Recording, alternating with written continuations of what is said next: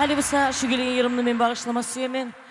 Meni barada поддерживать etip gelgen Gırdan, Каспийск, Uluviyavul, Kizilyurt sizin için. Ya Allah sizge Allah sağlık versin, Allah razı olsun. Köp sağ olunuz meni aburlap şunna bugün gelgen. Zamanınızda alıp, barakallah, sağ olunuz.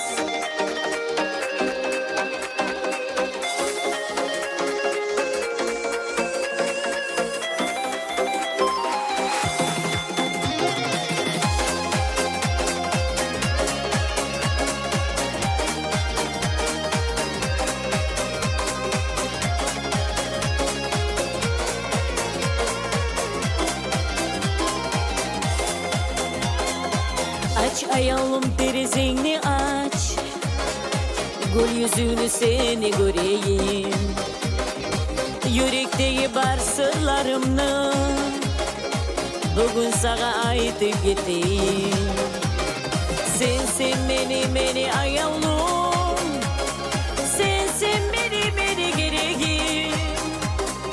Şöyle sözler sana aytayım, sensin beni sürgen yüreğim. Sensin beni ayağım, sensin beni gereğim. Şöyle sözler sana aytayım, sensin beni sürgen yüreğim.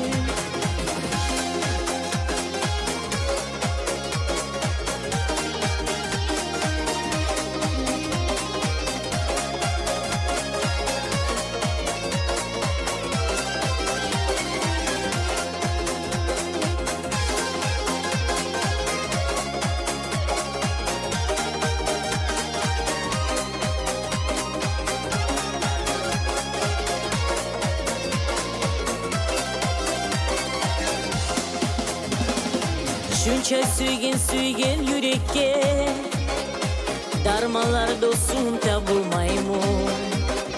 Seni bulan bir şey yaşama, Allah bizge yazmaymun. Sensin beni ayağım, sensin beni gereğim. Şöyle sözler sana aytayım, sensin beni sürgen yüreğim. Sensin beni ayağım, sensin beni gereğim. Şöyle sözler sana aytayım, sensin beni sürgen yüreğim.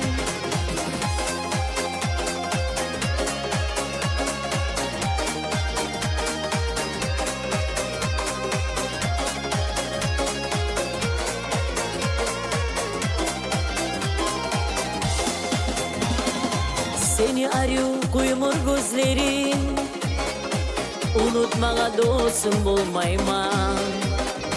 Seni yalnız süygen yüreğim, yal etmeye dostum bulmayman. Sensin beni ayağım, sensin beni gereğim. Şöyle sözler sana aytayım, sensin beni sürgen yüreğim.